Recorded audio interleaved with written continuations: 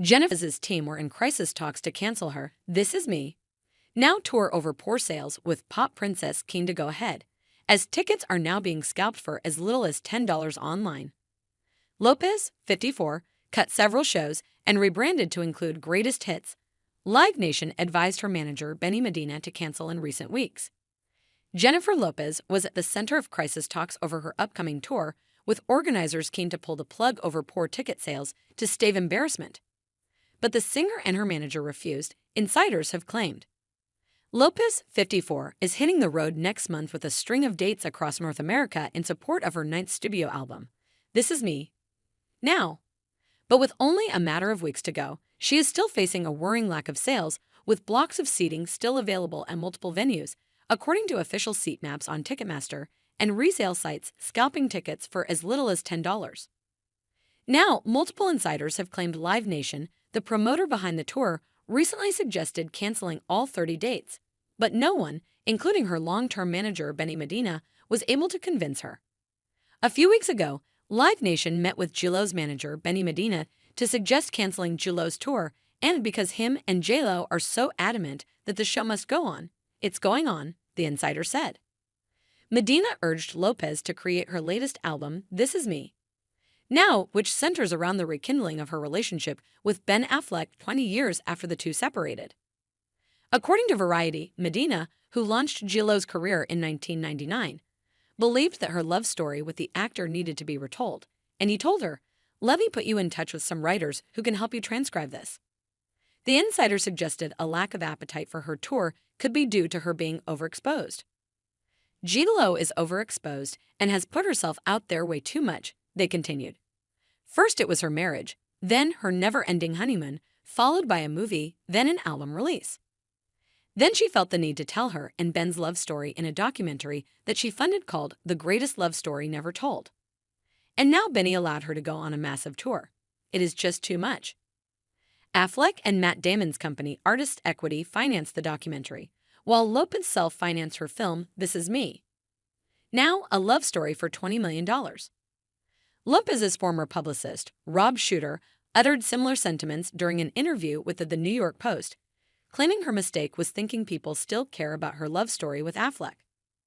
Jennifer's always been a marketing and PR genius, but her biggest miscalculation here is that she thinks the world is still interested in Ben and Jennifer's love story, he said. But no one cares about Jennifer anymore. The world has moved on.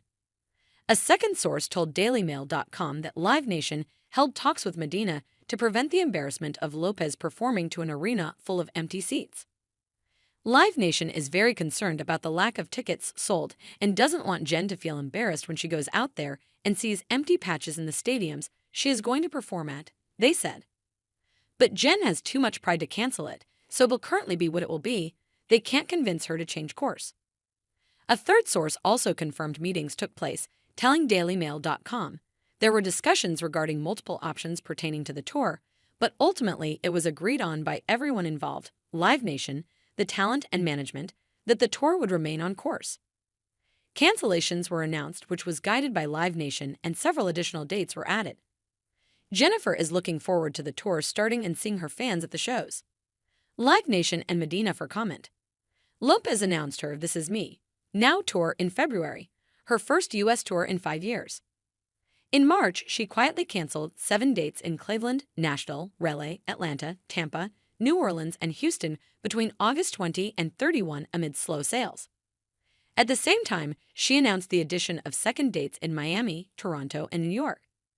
Shortly after, she renamed the tour This Is Me Live hits in an apparent bid to appeal to fans after initially planning to focus it on her latest album and first in 10 years. But despite the rebrand, tickets for her July 6 date at American Airlines Center in Dallas, Texas, are being sold for as little as $10 on resale site SeatChecker. The low figure is $26 cheaper than the price of one of her This Is Me Now caps from her tour merch. Swaths of resale tickets are also on offer for the opening night in Orlando, Florida on June 26 on Ticketmaster. Performances in Denver, Colorado, and Tulsa, Oklahoma are selling particularly badly, with row upon row of seats still available, according to the website. The numbers are also concerning for her double nights at the Casaya Center in Miami on June 28 and 29, and her hometown shows at Madison Square Garden in New York City on August 16 and 17.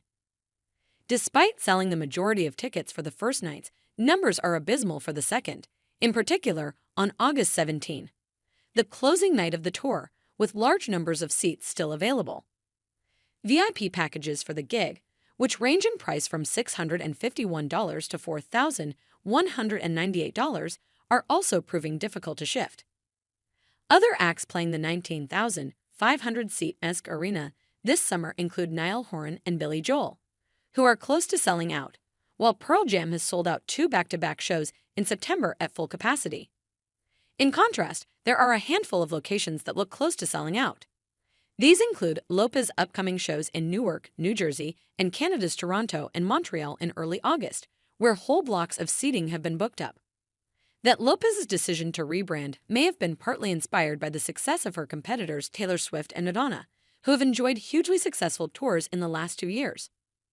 Jennifer saw how well Taylor Swift did with the Eras Tour and Madonna did with Celebration, which spans their entire careers, and she hopes to be able to deliver something that will take her fans through the journey of her life, an insider told exclusively. It is perhaps no surprise that Lopez looked to Swift, 34, whose record-breaking Eras Tour surpassed $1 billion in revenue, making it the highest grossing of all time. Spanning over 3.5 hours, each show consists of a 44-song set list from the singer's 17-year career. Meanwhile, Madonna's recently wrapped Celebration Tour, which paid homage to her 4-decade-long career, made an impressive $77 million in ticket sales. Her final show in Rio de Janeiro, which was free, shattered records as the highest attendance of any concert ever, drawing in a staggering $1.6 million fans. Brand expert Haley Knight previously told that Lopez's difficulty with shifting tickets could be the result of a bad marketing strategy, but claimed the rebrand would not necessarily help. There is one main reason why Jennifer Lopez has rebranded her tour, and that's to get people talking about it, she said. Sales are low, and there hasn't been a great deal of engagement or buzz around it, so rebranding has gotten everyone talking about it again. She said the new title diminishes the confidence she has in her same-title new album and focuses on her hits, adding, "Secondly, unlike the likes of Taylor Swift, Madonna, Britney Spears, and Beyoncé, Jennifer Lopez doesn't have a devoted fan base. She has more casual fans of her music who may or may not choose to go and see her live." Lopez's appearance at this year's Met Gala may not help to shift tickets, with the Jenny from the Block singer branded rude and dismissive during an interview with a reporter. USA Today senior news editor Annika Reed shared a TikTok video of the Lopez, who co-chaired the event, giving a seemingly rude response when she asked the star, "Who are you wearing tonight?" Schiaparelli, Lopez answered as she walked up the famous Met Gala steps, where she was being shouted at by more than 20 journalists on both sides of the carpet.